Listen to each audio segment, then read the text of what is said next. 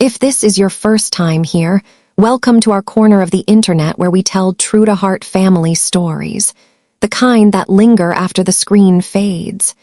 If our work helps you feel a little less alone, consider subscribing and tapping the bell. It keeps the lights on and the stories coming. Today's story is titled, "After my husband's funeral, my sister claimed her son was his, then she showed a will." My name is Bridget, and at 34, I had already learned the private language of loss. It is not the loud grief of wailing or tearing at one's clothes. It is quieter than that, the way winter light looks thinner through a pane of glass.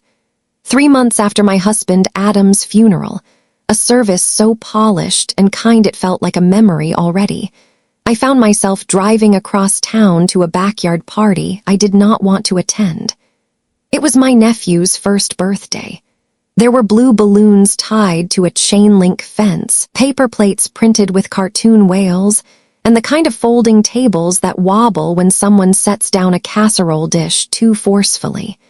The air smelled like supermarket sheet cake and charcoal briquettes. Somewhere a Bluetooth speaker tried to be cheerful.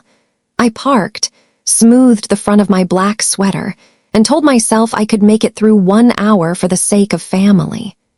Grief has a way of rearranging your sense of scale. On the morning Adam died, I learned how quickly a life can tip from ordinary into unspeakable. He had pressed a kiss to my forehead and promised he'd call after his client meeting. The call never came. The hospital used words like aneurysm. Nothing anyone could have done. So sudden. People brought flowers. People brought food. People said the right things mostly. And I learned the choreography of handling casseroles with one hand while holding back tears with the other. Now, standing at the gate of my sister's rental, the small house with the buckled driveway and mismatched planters, I felt the tightness in my chest I had come to know. My sister, Cassandra, had always run hotter than the room she occupied. She wore her beauty like a bright coat, drawing attention, collecting it, sometimes setting it on fire. As children in Massachusetts winters, I learned how to layer. Cassandra learned how to glow. "Bridget, you made it," Jenna, one of Cassandra's friends, said at the door, her smile stretched thin as a ribbon. The glance over her shoulder was almost theatrical. "Everyone's out back." I stepped into the living room and felt the hush I've come to recognize at family gatherings when tragedy walks in. Conversations thinned. Someone's laugh ended too quickly. I told myself not to mind. It is hard to know how to behave around the newly widowed. Even I didn't know how to behave around myself. Outside, my parents sat at a picnic table, hands folded, wearing their Sunday faces on a Saturday. My father rose, hugged me longer than usual, and said, "We weren't sure you'd come." I told him Adam would have wanted me to. It's a sentence people say in these moments, but in my case it was true. If Adam believed in anything, it was showing up. I placed my wrapped gift beside a tower of others and looked around for Lucas.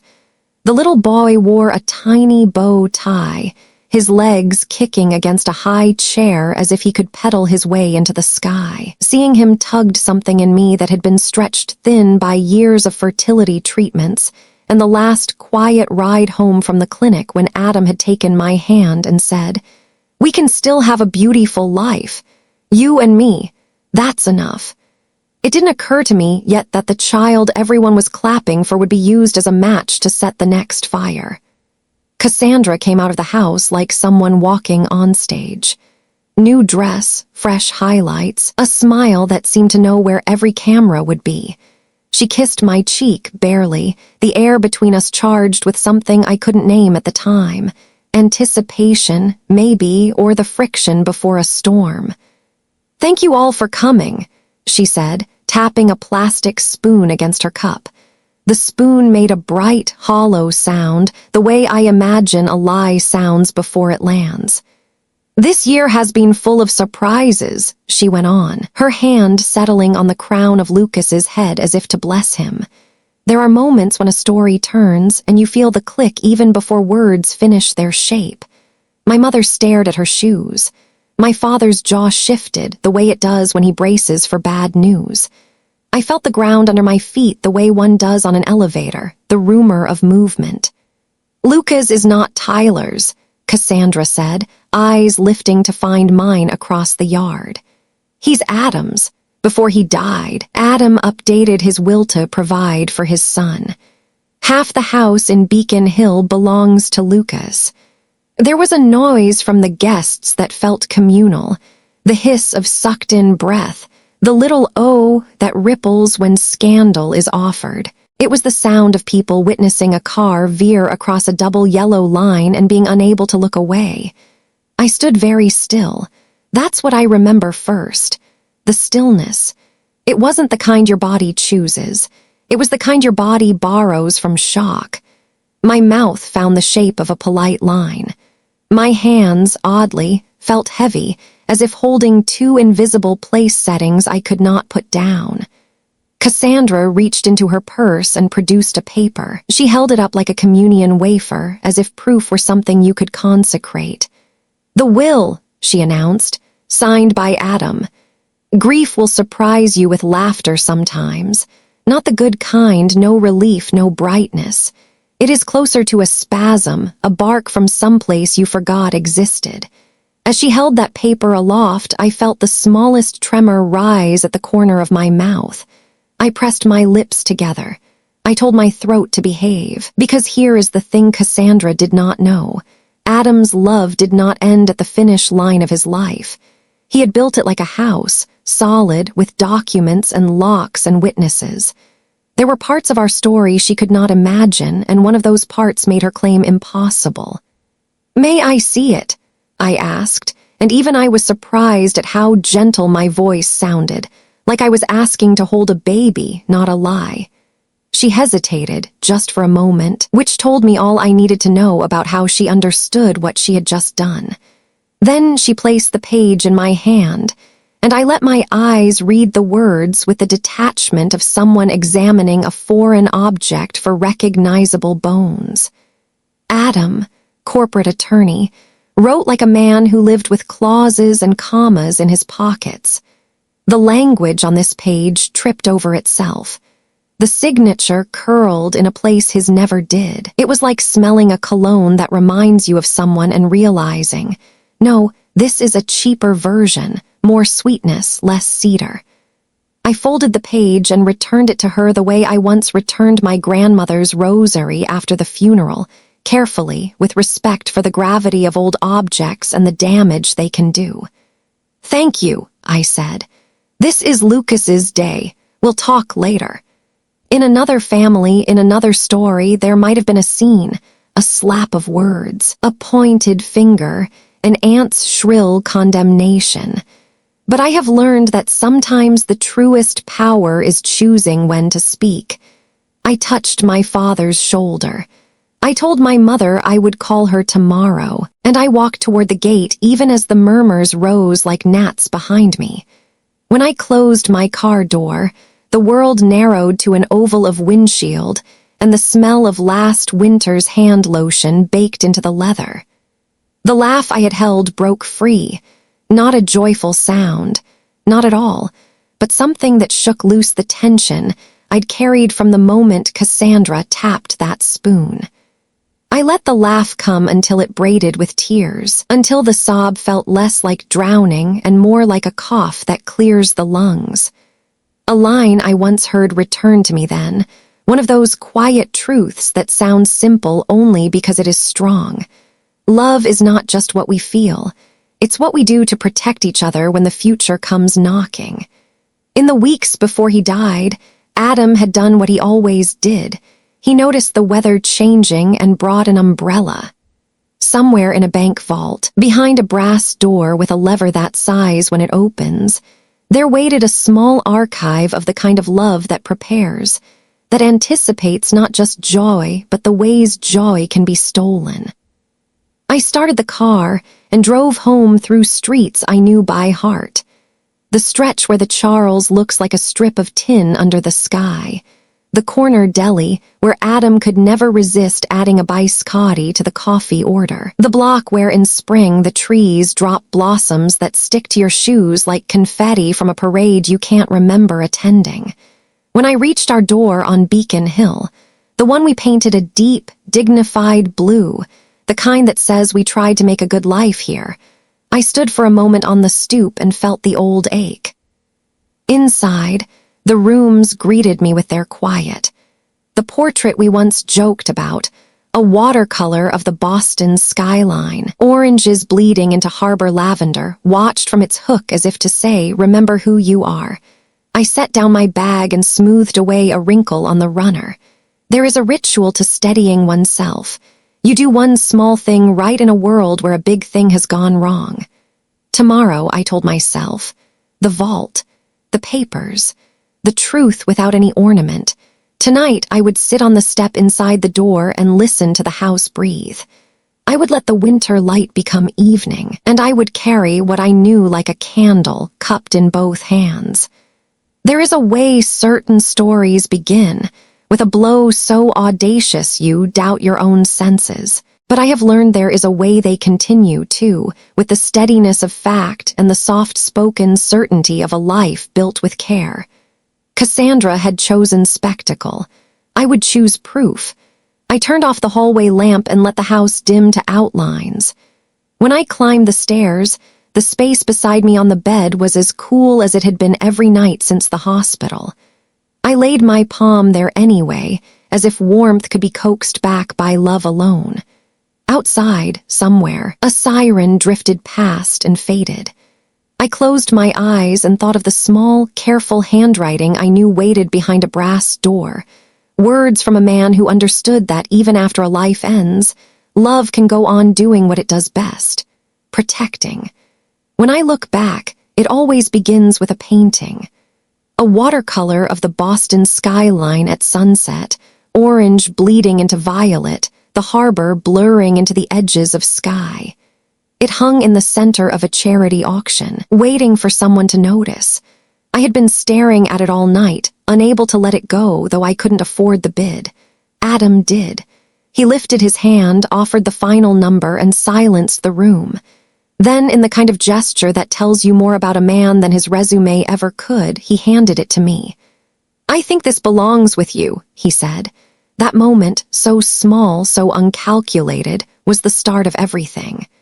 Adam was a corporate attorney, sharp as they come, but he had a humility that felt rare. He remembered the name of every waiter, asked about their children, tipped like a man who knew how it felt to be overlooked. He had blue eyes that creased at the corners when he smiled, and when he looked at you, you felt like the only person in the room. We had our first date the very next evening.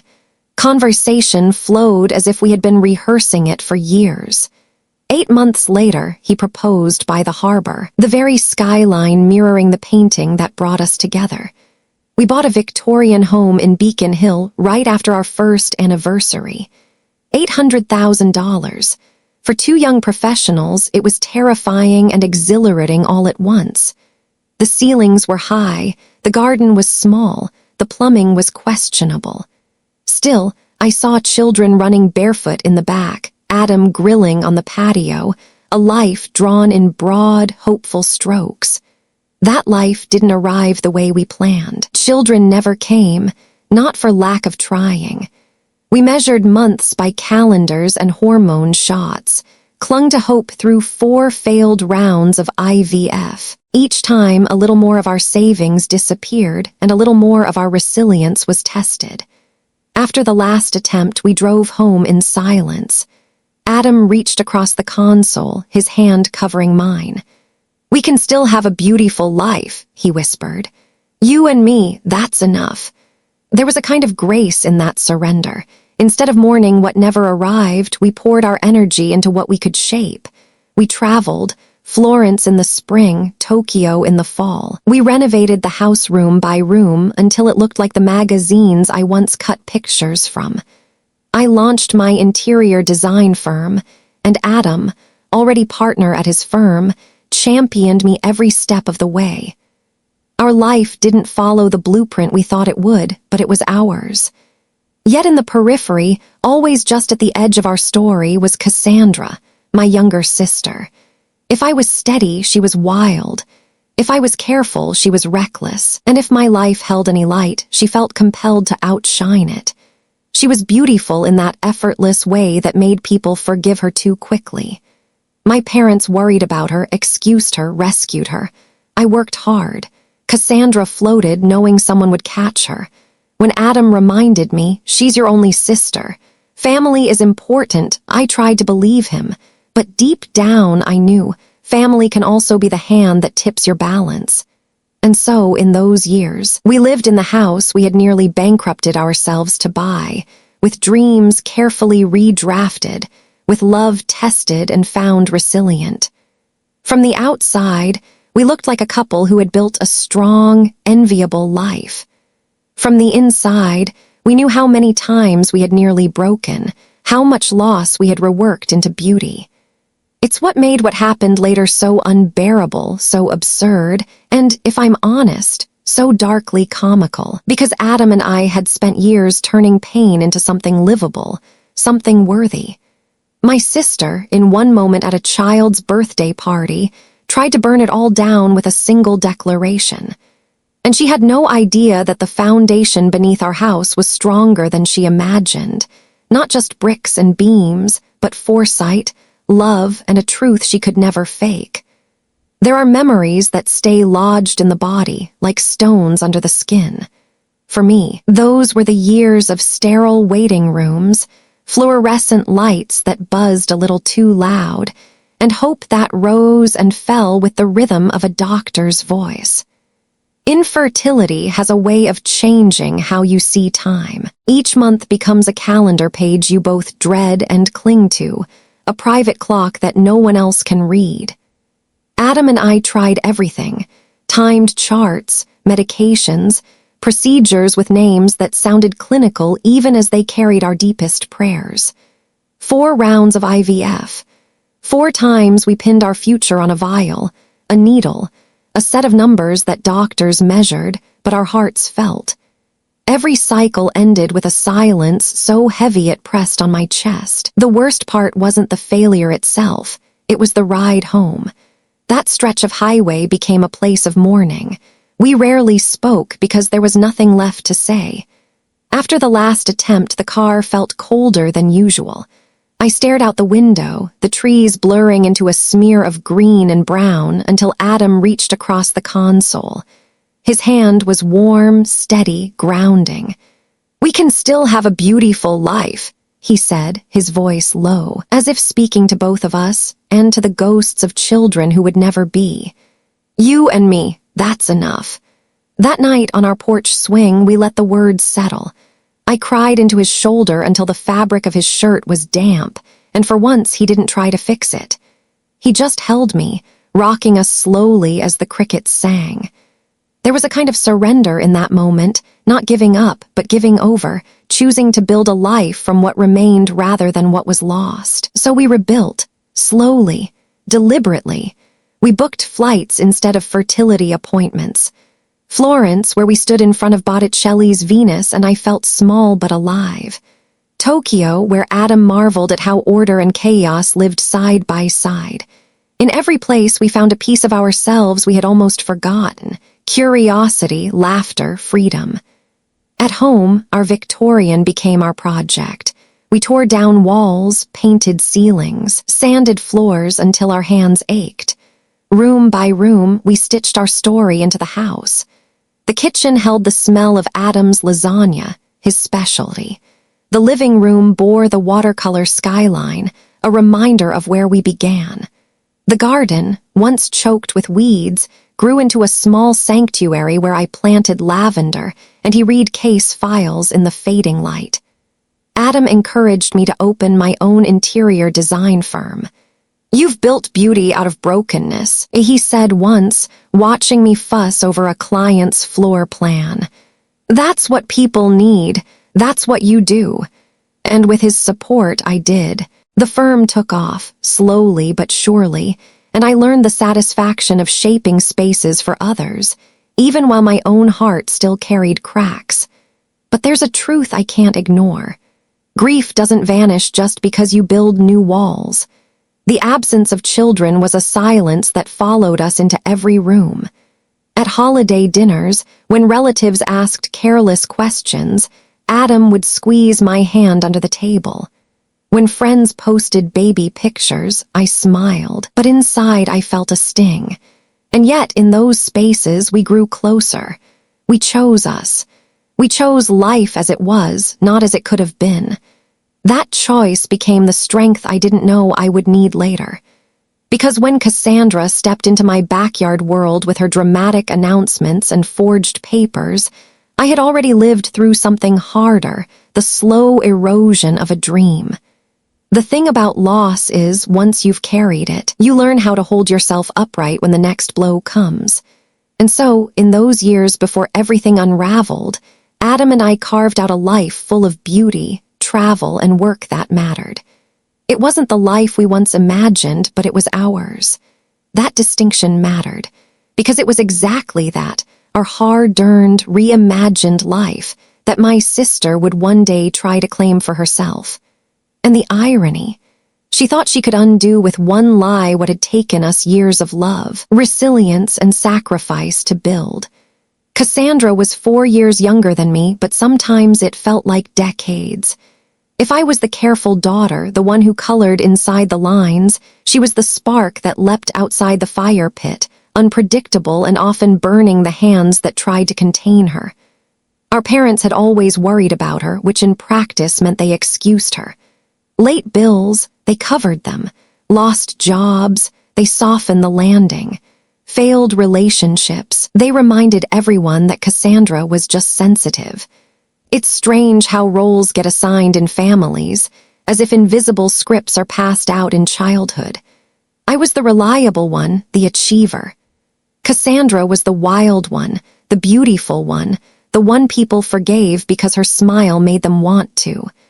And yet beneath her charm, there was always an undercurrent of competition. If I brought home a good report card, she rolled her eyes and found a way to top the attention. But when I made the honor roll, she staged a crisis. As adults, the pattern didn't disappear, it just changed costumes. When I started dating Adam, suddenly she was interested in law students. When Adam and I bought our Victorian, she moaned about her small apartment and hinted our parents should help her upgrade. It was less about wanting what I had and more about resenting that I had it. That resentment pulsed beneath the surface of nearly every conversation we had. I tried. Adam reminded me more than once, she's your only sister. Family is important.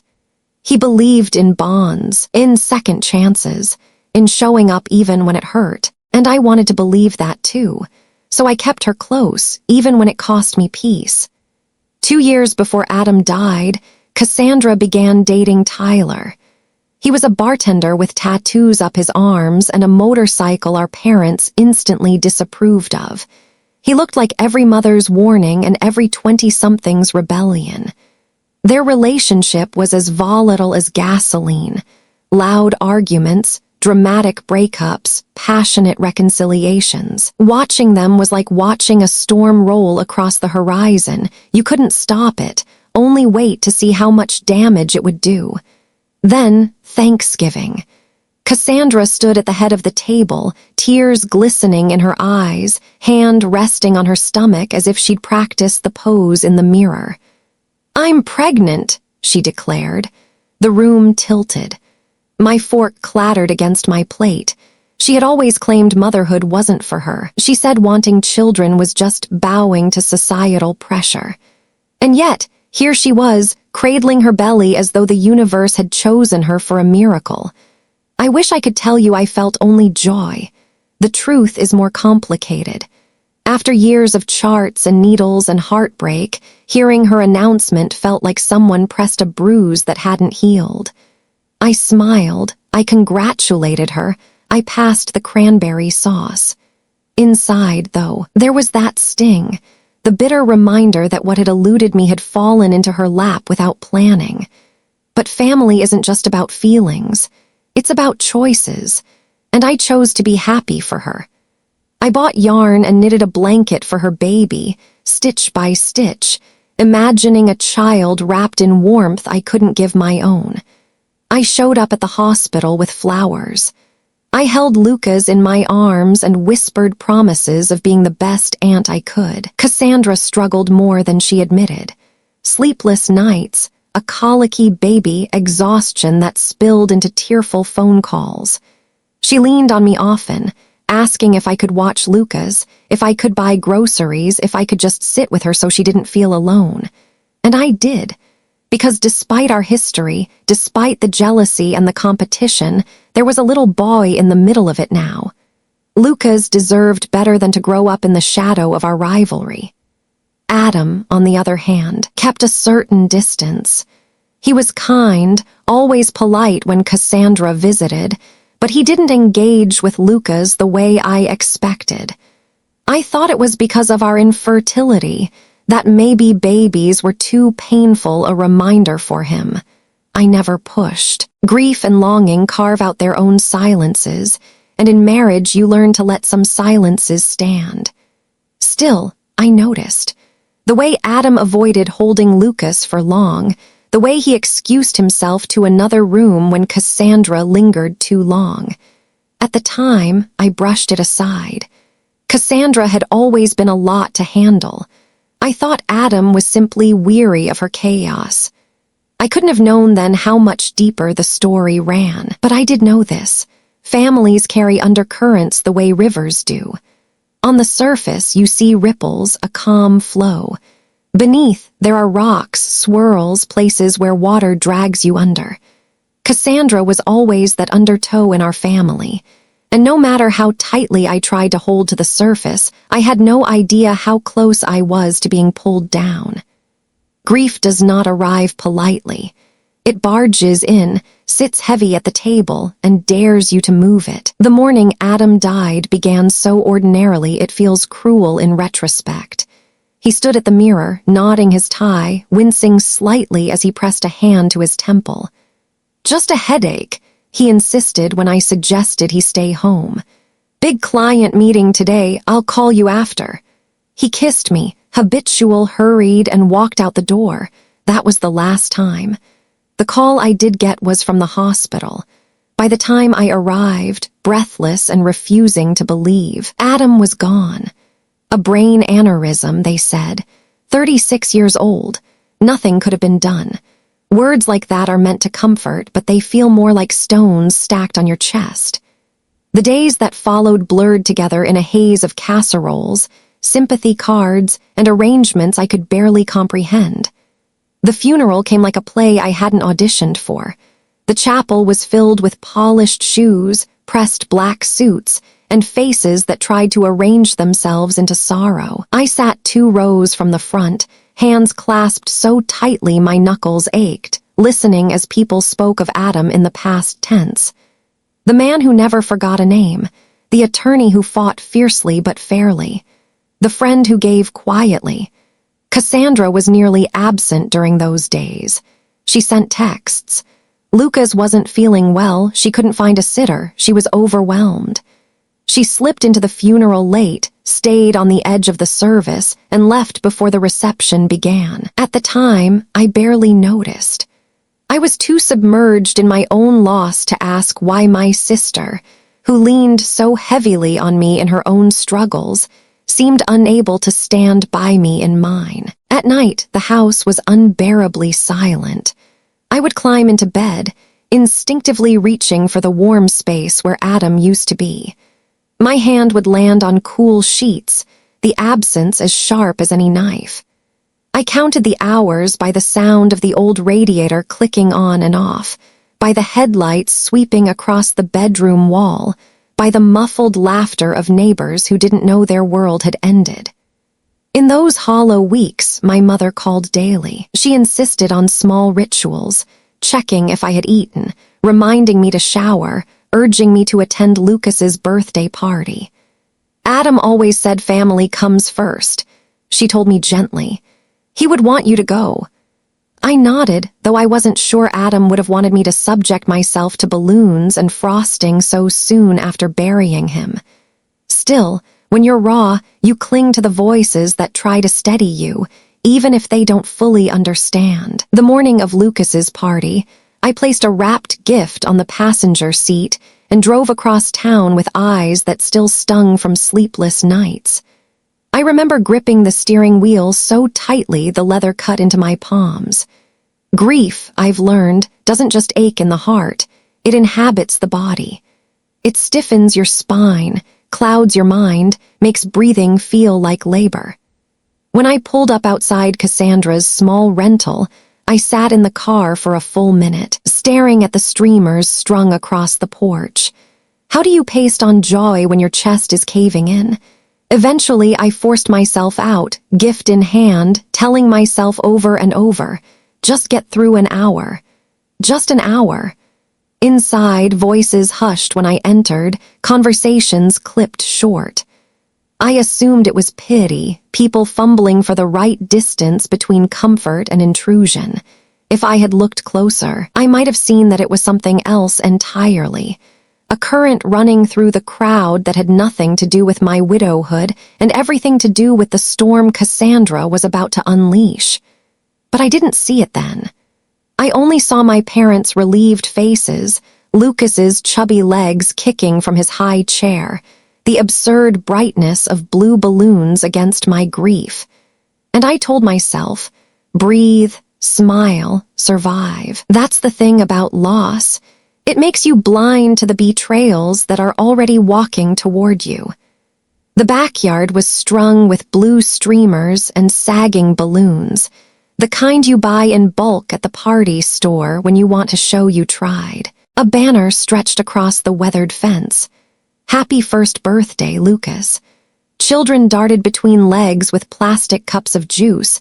Adults stood in knots, sipping from flimsy wine glasses, voices rising and falling with forced cheer. To anyone else, it might have looked like an ordinary birthday party.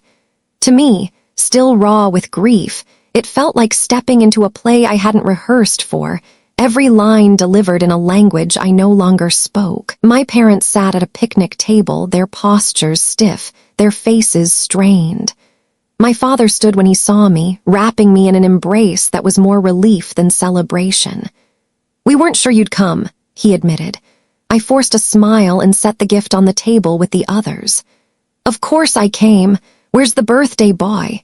Lucas sat in his high chair in the corner, dressed in a button-down shirt and a little bow tie, legs kicking wildly.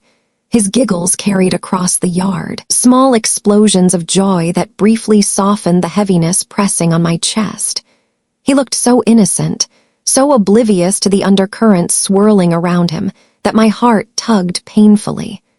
Whatever fractures existed between Cassandra and me, Lucas was blameless. When Cassandra finally emerged from the house, carrying Lucas on her hip, the atmosphere shifted. She wore a new dress I hadn't seen before, her hair freshly highlighted, her movements purposeful, almost theatrical. There was an energy about her, a giddy confidence that felt wrong for the moment. She moved through the crowd like a hostess at a gala, not a single mother scraping by in a rental house. She placed Lucas in his high chair, then picked up a plastic spoon and tapped it against her cup. The hollow clink cut through the chatter. Conversations stilled. Heads turned. Even the children seemed to sense the change, their laughter falling quiet. "Thank you all for coming," Cassandra began, her voice carrying across the yard with a practiced lilt. "This past year has been full of surprises and challenges." My stomach tightened. My mother stared hard at her shoes, her hands twisting in her lap. My father's jaw clenched. Something was wrong. "I've been keeping a secret," Cassandra continued, placing a hand on Lucas's soft curls. "One that I can't hide anymore, not after recent events." A chill swept over me, starting at the base of my spine. I couldn't explain it, only that my body seemed to know before my mind did. "Lucas," Cassandra announced, her eyes locking onto mine with an intensity that burned, "is not Tyler's son, he's Adam's." The words dropped into the silence like a grenade. Gasps erupted around me. My father stiffened beside me. My mother covered her mouth with trembling fingers. I heard the whispers ripple through the crowd, felt the heat of their stares prickling the back of my neck. For a moment, I couldn't breathe. The world blurred, the balloons, the banner, the uneven grass beneath my heels. I stared at Cassandra, willing her to take it back, to laugh and say it was a terrible joke. But she didn't. She stood tall, her chin lifted, her hand still resting on Lucas's head as if sealing the declaration with maternal authority. And then, as if the bomb hadn't been enough, she reached into her purse and pulled out a folded sheet of paper. "Adam knew the truth," she said. "Before he died, he updated his will. He wanted to make sure his son was provided for. This document states that half of the house belongs to Lucas." Every eye turned to me. Some were filled with pity, others with shock, some with the hungry curiosity people reserve for train wrecks. My parents looked devastated, my father half rising as though to intervene, my mother too stunned to move. And me, I felt it, that strange, rising tide of inappropriate laughter. Because what Cassandra didn't know, couldn't possibly know, was that her story was impossible. I pressed my lips together, fighting the smile tugging at the corners. I took a slow sip of water to steady myself, to buy time. "May I see the will, Cassandra?" I asked, my voice calm, even gentle. For the first time, her confidence faltered. She hadn't expected this reaction. Slowly, she walked over and handed me the page. The moment my eyes landed on it, I saw the flaws. The legal language was clumsy, a parody of the meticulous documents Adam used to draft. The signature, though close, was wrong, the connecting stroke between the O and D too heavy, the final flourish exaggerated. Adam, who built his career on precision, would never have let such sloppiness pass. I folded the paper carefully and handed it back. "Thank you for sharing this," I said quietly. "I think I need to go now." Confusion flickered across her face. "That's it. You're not going to say anything else." "Not right now," I replied, gathering my purse. "This is Lucas's day. We can discuss this later, privately." I kissed my parents goodbye, their faces etched with shock, and walked toward the gate. Behind me, the party dissolved into murmurs and gasps, the birthday banner fluttering in the breeze like a flag at half-mast. Once inside my car, I let it out. The laughter that had been building, sharp and bitter, spilling into sobs. Not the laughter of joy, but the wild, incredulous kind that comes when someone's audacity is so staggering it nearly breaks you. Because Cassandra thought she had detonated the truth. She had no idea she had just handed me proof of her own undoing. The laughter that tore from me in the car wasn't really laughter at all. It was the body's way of coping when reality becomes too absurd to comprehend. Cassandra had just accused Adam of fathering her child. Adam, my husband who had loved me with a loyalty so steady, it felt like part of the foundation of our home. She had waved a forged will in front of family and friends, expecting me to crumble. Instead, I laughed because deep inside, I already knew her story was impossible. 3 years earlier, Adam had sat on the edge of our bed, face serious, voice measured, and told me something I never forgot. It was after one of Cassandra's dinners at our house, a night I thought had been pleasant enough until I returned from a long client call and found her leaning a little too close to him, her hand grazing his arm in a way sisters do not. Adam had waited until later, until we were brushing our teeth in tandem like we always did, to tell me. "There's something I need to say," he began. "I don't want it to cause problems between you and your sister, but I also don't want to keep secrets from you." He explained quietly that while I had been on the phone, Cassandra had made a pass at him. Nothing overtly scandalous, just comments about how lucky I was, followed by a suggestion that he deserved someone who could truly appreciate him. When he rejected her, she laughed it off as a joke, but Adam wasn't laughing. I remember the sting of those words, but also the steadiness with which Adam told them to me. He was clear, honest, unflinching. Cassandra had always tested boundaries, but this was different. We decided to let it go as an isolated incident, blaming the wine, the atmosphere, her competitive streak. But it wasn't isolated. Over the next year, she found small ways to push against our marriage. A lingering touch when she thought I wasn't looking. Text messages that tiptoed between casual and suggestive. Once, she even showed up at his office uninvited, pretending she wanted lunch. Adam always told me every time as if to plant a record of truth between us. He even confronted my parents once, but they brushed it aside. "She's just affectionate," my mother insisted. "Don't take it the wrong way." That night, Adam and I made a decision: distance. Invitations politely declined, boundaries drawn, silently but firmly. Then came the pain. Adam had been ignoring an ache for weeks, the kind of discomfort men wave off until it grows too loud.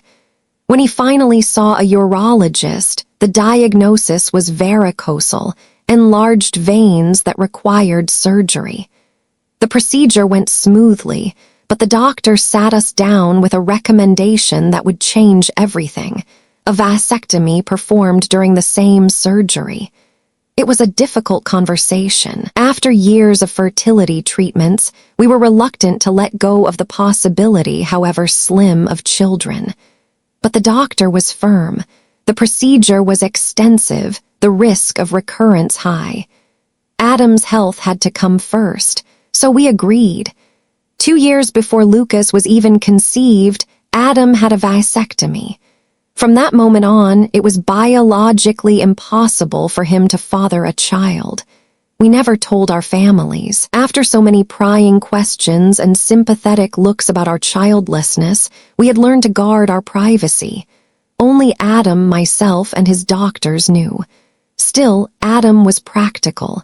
He worried that Cassandra's fixation hadn't ended, that one day she might do something drastic.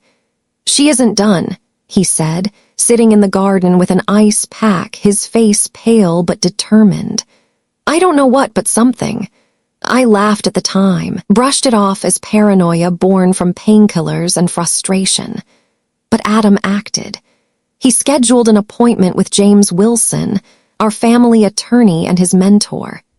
Together, they created a file: Adam's medical records confirming the surgery and vasectomy, copies of Cassandra's inappropriate messages, a journal where Adam documented every advance, every encounter. He updated his will officially, leaving everything to me, notarized and witnessed properly, and then he locked it all away in a safety deposit box.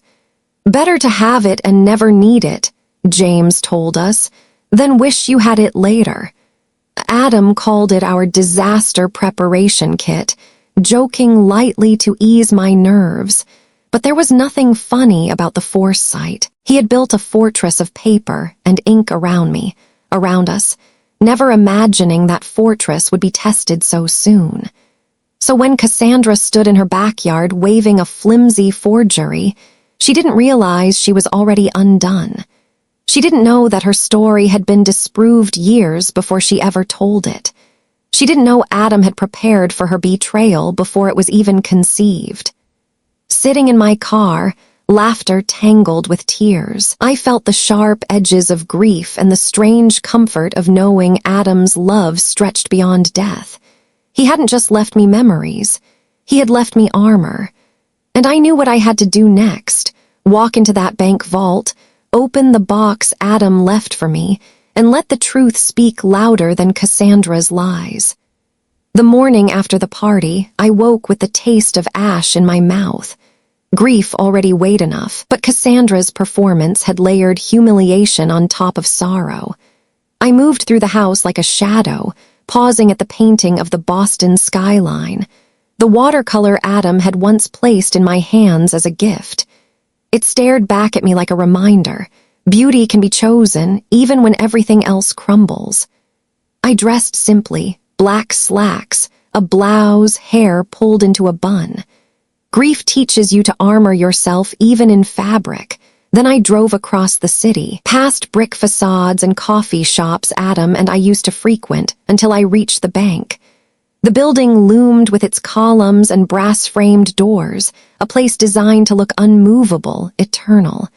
Inside, it smelled faintly of polished wood and the metallic whisper of coins. The manager, Mr. Halloran, had known us for years. His face softened when he saw me. "Mrs. Preston," he said, voice lowered in respect. "I'm so sorry for your loss." He was one of the good ones. I nodded, unable to do more than murmur thanks. Words were brittle in those days, breaking if I tried to hold them too tightly.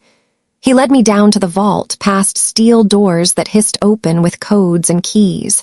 The air grew cooler, heavier, the silence pressing. When the final door swung wide, he gestured toward a small room with a table and chairs.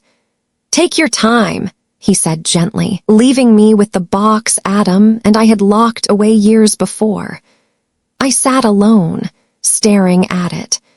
My hands trembled as I fitted the key, as if turning it would open not just a metal container but a vein of memory I wasn't sure I could face. The lid lifted with a sigh, and there, neatly stacked, was the archive of Adam's foresight.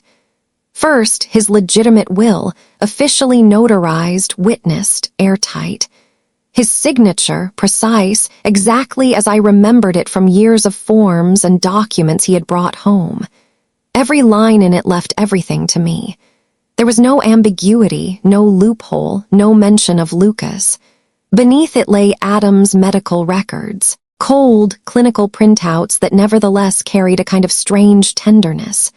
Varicosal surgery, vasectomy, follow-up tests confirming sterility, dates, signatures, doctor's notes, proof written in the language of medicine that Cassandra's claims could never be true.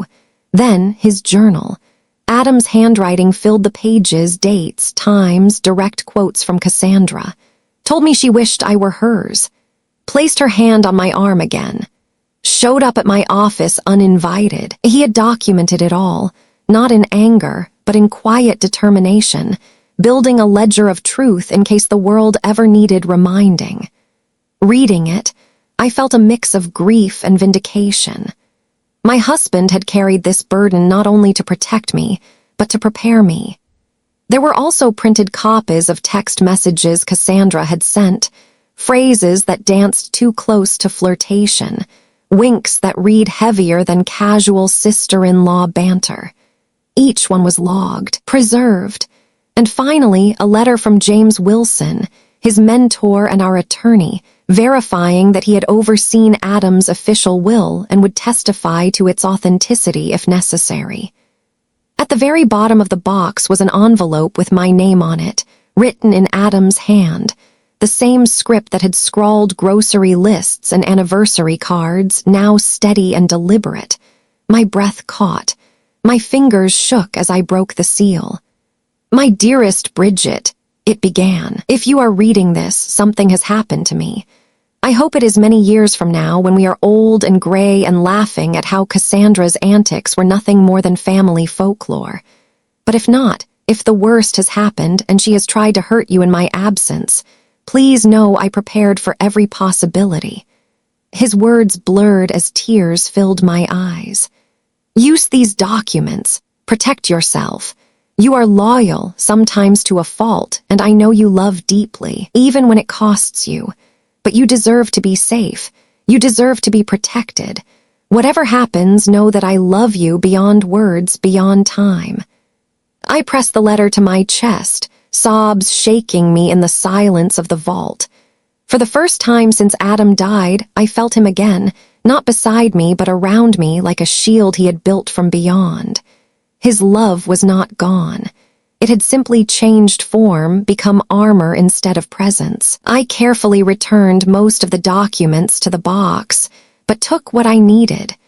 The will, the medical records, key pages from the journal. I folded Adam's letter back into its envelope and slipped it into my purse, close to my heart.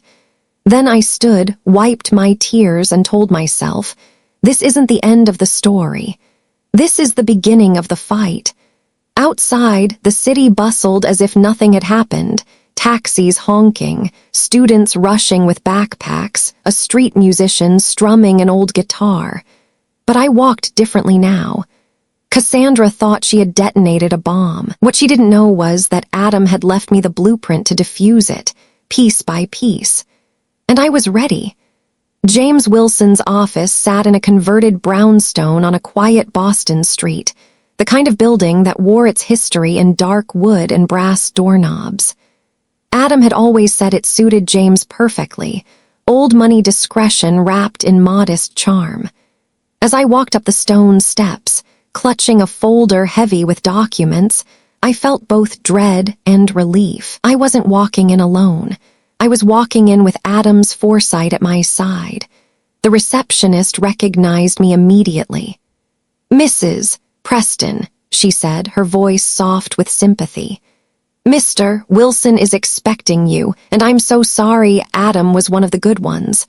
Those words, one of the good ones, followed me everywhere after the funeral. They were meant as comfort, but they always landed like reminders of what I no longer had. I smiled politely, thanked her, and was ushered into James's office. James was in his 60s, silver hair swept back, glasses perched on the end of his nose. He stood when I entered, crossing the room to embrace me briefly. His eyes held the kind of sorrow only someone who had known Adam as more than a colleague could feel. "He was like a son to me," he said, his voice thick. "I can't believe he's gone." Neither could I, but grief would have to wait. I placed Cassandra's forged will on his desk, alongside the documents from the safety deposit box.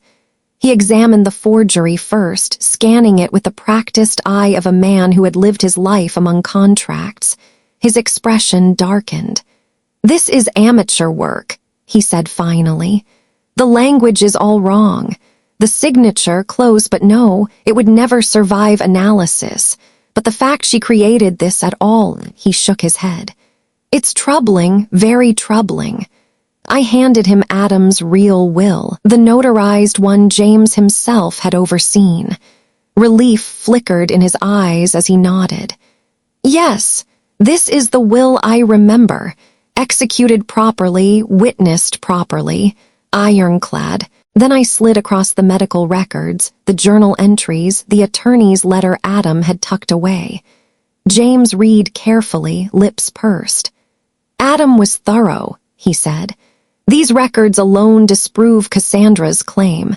The vasectomy was 2 years before the child's conception. Biologically impossible." I should have felt vindicated, but instead I felt a heavy sadness. My sister hadn't just tried to steal from me. She had tried to rewrite Adam's life, to tarnish his loyalty even in death. "What should I do?" I asked, my voice breaking.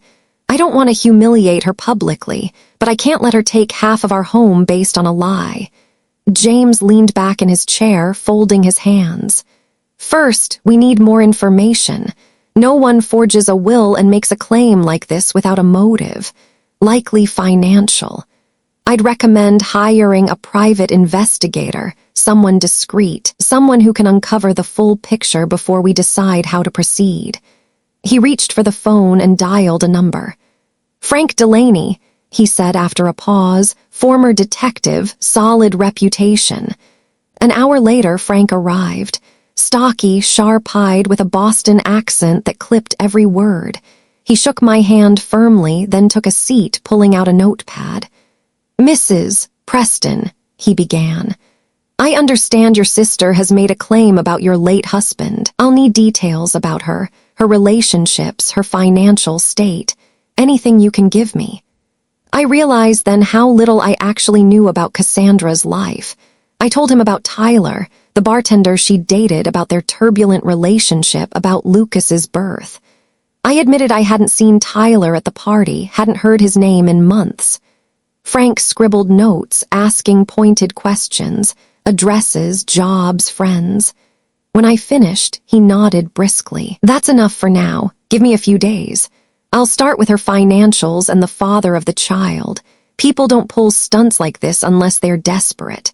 Desperate, the word lodged in me. Cassandra had always been dramatic, always competitive, but desperate enough to commit fraud, to forge a will, to accuse Adam of betrayal from beyond the grave. As I left James's office, the late afternoon sun cast long shadows on the street. I clutched my folder tightly, feeling the weight of Adam's preparations pressing against my side. Cassandra thought she had me cornered, but the truth, patient, documented, undeniable, was on my side. I just didn't know yet how ugly her desperation really was. 2 days later, the call came. Frank's voice was steady, but there was an edge to it, the kind you hear from men who have seen too much and still find themselves surprised. "Mrs. Preston, I've found enough to warrant a meeting. Can you come back to James's office this afternoon?" By the time I arrived, the conference table was covered in papers, printouts, photographs, reports spread out like a mosaic of my sister's life unraveling. James looked grave, Frank resolute. "Your sister," Frank began, "is in serious financial trouble." He slid a document toward me, a ledger of debts. "She owes more than $75,000 across credit cards, personal loans, and medical bills for Lucas's surgery." My breath caught. "She's also 4 months behind on rent. Her landlord has filed an eviction notice. She has until the end of the month to pay or vacate." The numbers were merciless. Red balances, overdue stamps, denial letters from banks. It was worse than I had imagined. "And Tyler?" I asked quietly. Frank's jaw tightened. "Gone. Moved to Seattle shortly after Lucas's birth. New girlfriend, minimal child support, and even that irregular. I also ran a background check, domestic violence charges in the past. There's a warrant for unpaid child support from another state. He's not someone you want around your nephew." The words settled in the room like stones. Cassandra wasn't just reckless, she was drowning.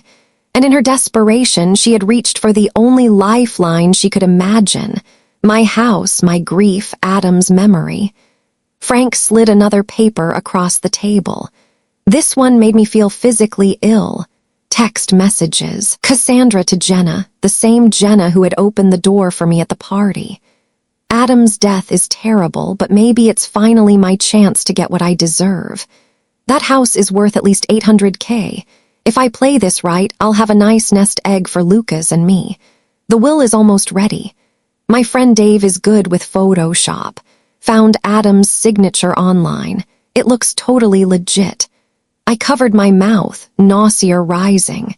Each word was colder than the last, calculated cruelty typed into a phone without hesitation. Frank didn't stop. He placed one last file in front of me. "This," he said gently, "is everything. Motive, evidence of fraud, proof of financial distress." I stared at the pile of papers. My sister's life laid bare, her lies caught in black and white, the depth of her betrayal clearer than ever. James removed his glasses, rubbed the bridge of his nose. "We have more than enough to press charges. Forgery, attempted fraud, serious crimes. If this goes to court, she could face prison time." "But," he added, glancing at me, "this isn't just about law, it's about family. You'll have to decide how far you want to take it." Family. The word tasted bitter. Family had been Adam's guiding principle, the reason he always urged me to give Cassandra another chance. But family had also been the knife pressed against my ribs at Lucas's birthday party. I thought of Lucas, innocent, giggling in his bow tie, too young to understand any of this. None of this was his fault, and yet if I dragged Cassandra into court, he would grow up with the shadow of his mother's crimes. I closed the folder slowly, my hands trembling. "I need to think," I whispered. On the drive home, the city blurred past, headlights streaking into lines, voices muffled behind glass. My thoughts circled. Cassandra's desperation, Adam's preparations, Lucas's wide eyes. What is justice when it's your own blood? What is mercy when mercy feels like betrayal of the truth? By the time I pulled into the driveway, one thing was clear. I had to confront Cassandra myself, not at a party, not in whispers, but face to face with every document laid bare. And this time, I wouldn't just be her sister. I would be Adam's voice, carrying the truth he left behind. The decision to confront Cassandra was not made lightly. I spent that night pacing the length of our Beacon Hill living room, the watercolor of Boston's skyline watching me like a silent witness. The house was too quiet, the kind of quiet that amplifies the tick of a clock, the creak of floorboards, even the rhythm of your own breath. Adam used to fill the silence with his presence, humming as he read briefs, clinking glasses as he poured wine.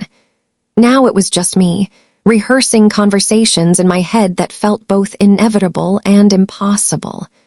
I knew I couldn't allow Cassandra's lie to grow unchecked. Left alone, rumors take root, and soon even the wildest claims begin to sound plausible. But I also couldn't ignore the little boy at the center of it all, Lucas, innocent and undeserving of the wreckage his mother was creating. Justice and mercy rarely sit at the same table, but I was determined to try. The next morning, I called Cassandra. My voice was steady, though my pulse thundered in my ears. "We need to talk," I told her. "About the will, tomorrow 2:00 at my house, just you don't bring Lucas." She didn't hesitate. In fact, there was something smug in her tone, as though she believed she had finally cornered me. "I knew you'd come around," she said. "I'll be there." The following day, I prepared carefully. On James's advice, I set up a recorder on the coffee table. Massachusetts law required both parties' consent, so I planned to make it clear from the start.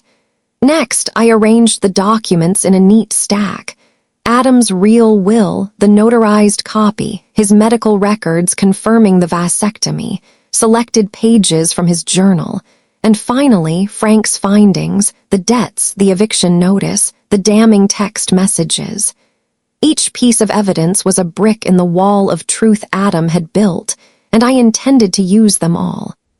At precisely 2:00, the doorbell rang. I opened it to find Cassandra standing there in a new outfit, her hair styled, her expression bright with confidence. She carried herself like someone expecting victory. I stepped aside and gestured toward the living room. "Come in," I said, my voice cool. We sat across from each other, a low table between us. I pointed to the recorder. "I'd like to record our conversation with your consent so that we both have a record of what's said." She hesitated only briefly before nodding. "Sure, whatever makes you comfortable, but this doesn't need to be complicated. The will is clear." I pressed the button, stating the date and time, confirming both our consents. Then I leaned back and studied her face.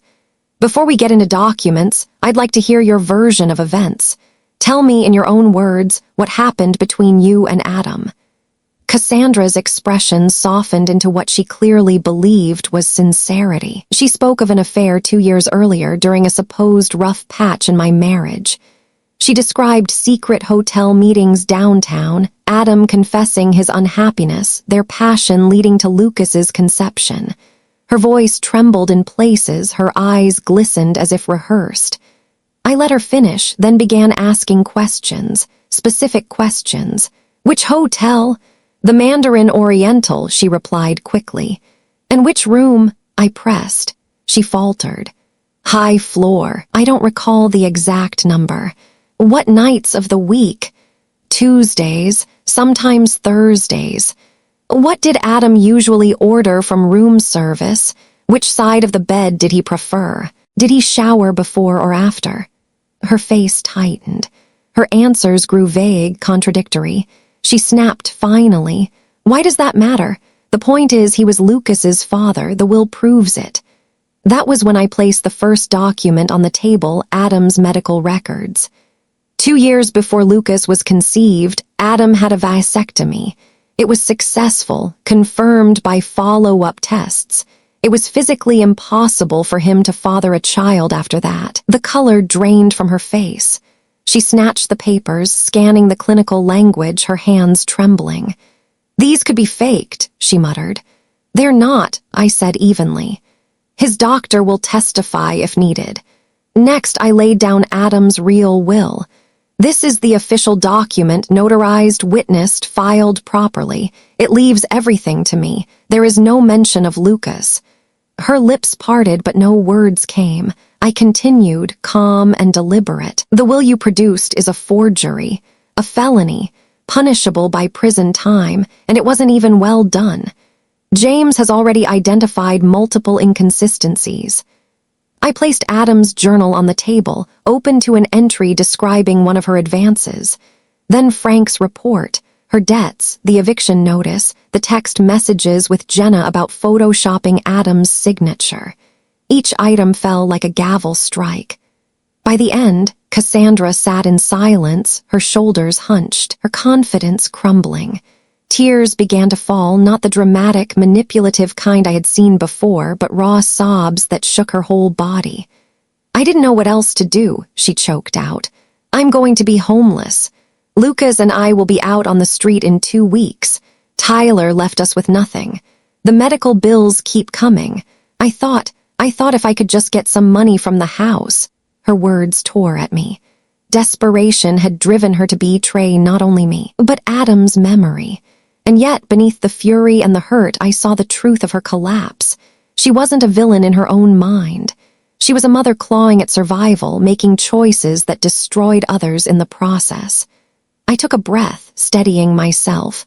"You decided to accuse Adam of betraying me, to forge legal documents, to stand in front of our family and tell lies that could ruin everything he was."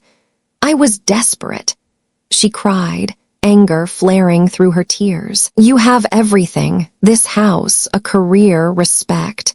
What do I have? A baby with a heart condition, debt, and no one to help me.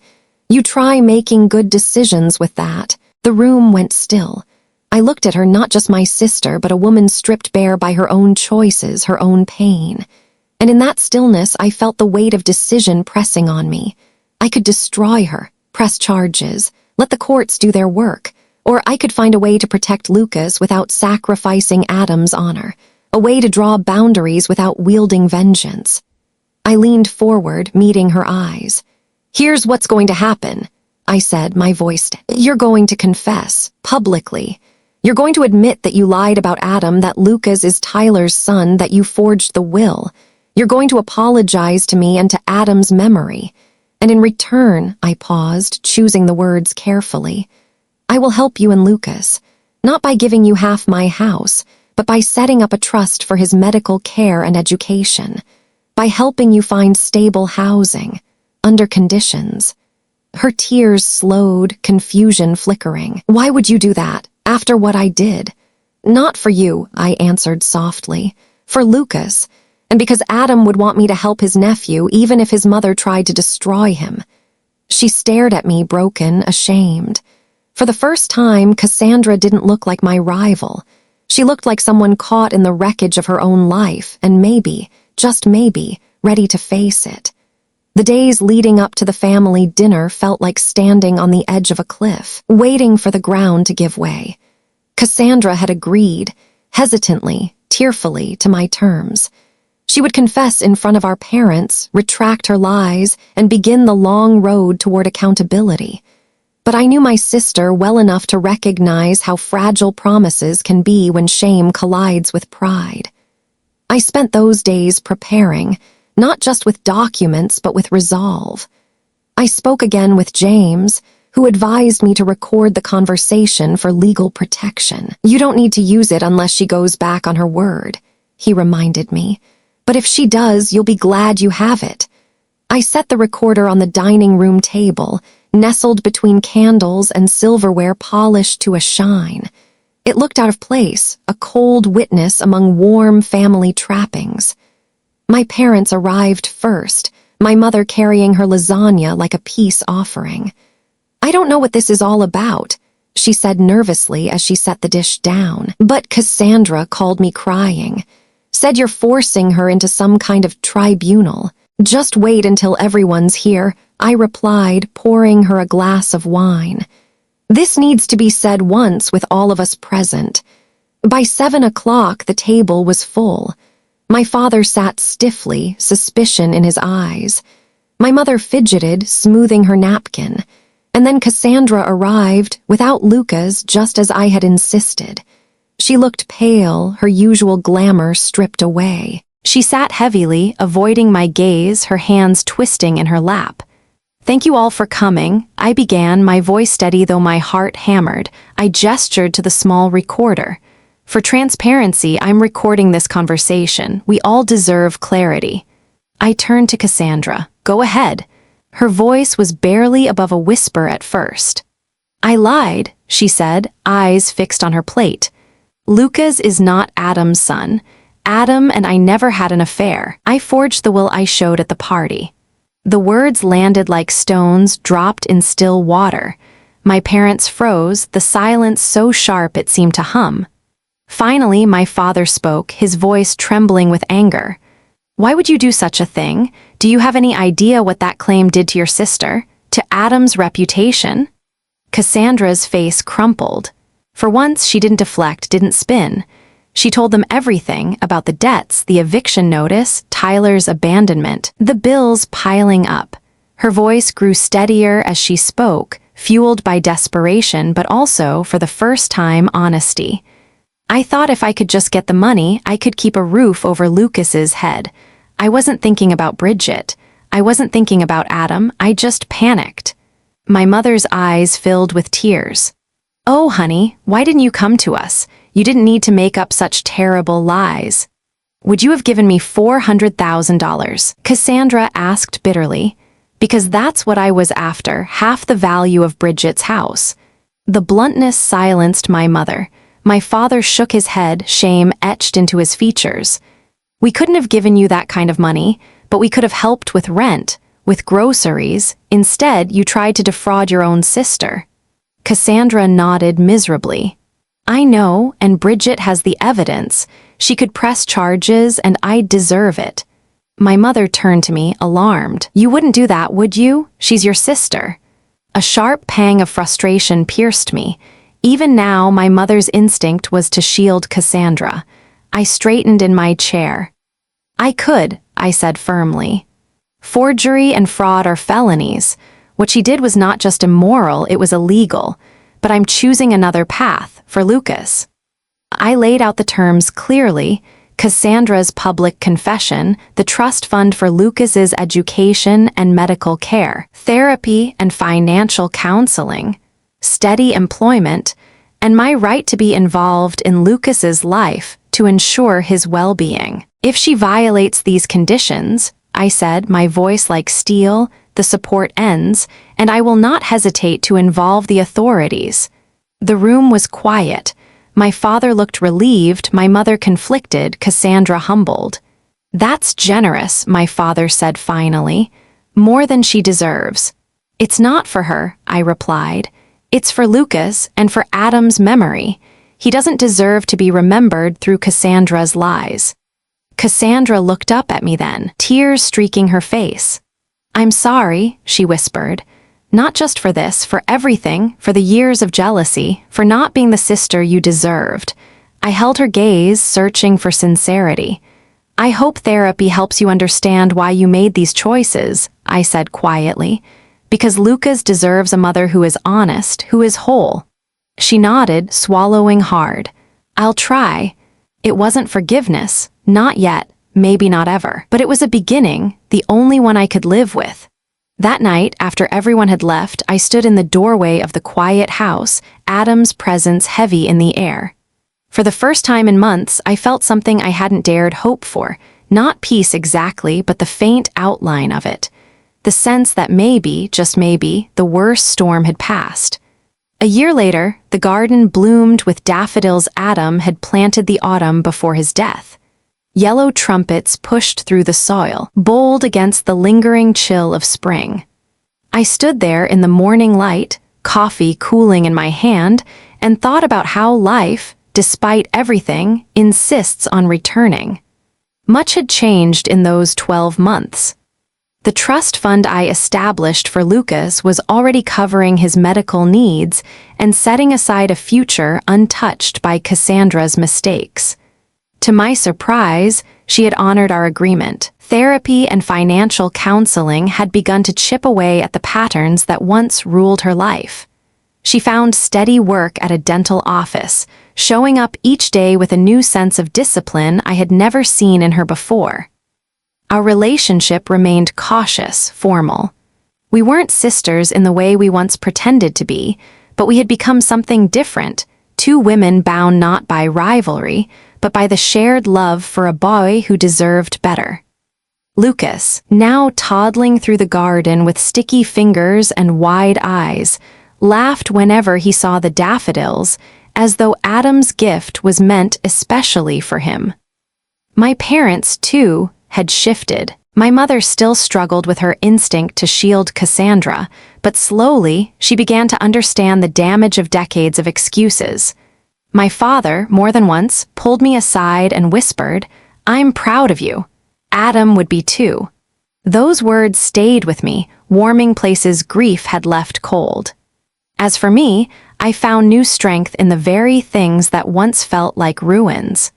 The grief support group I joined became a second family. People who understood that healing isn't linear, that some days survival itself is victory. I also launched the Adam Preston Foundation, offering scholarships to young law students from underprivileged backgrounds.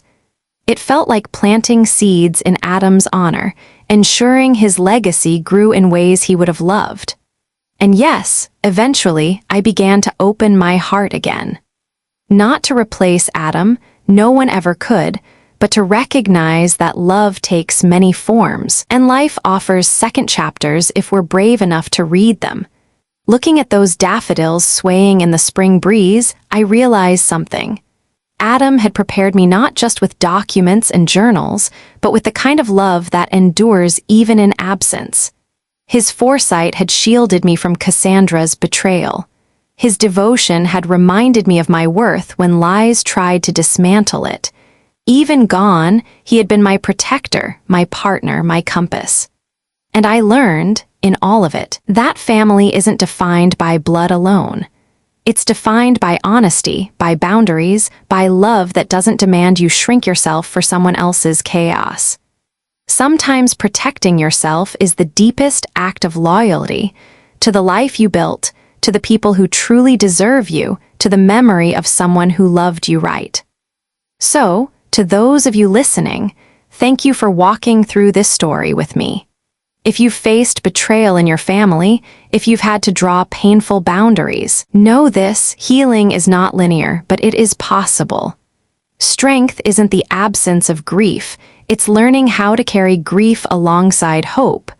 From my heart to yours, I wish you health, resilience, and families built not just on names, but on love that proves itself true. Until next time, take care of yourselves and of one another.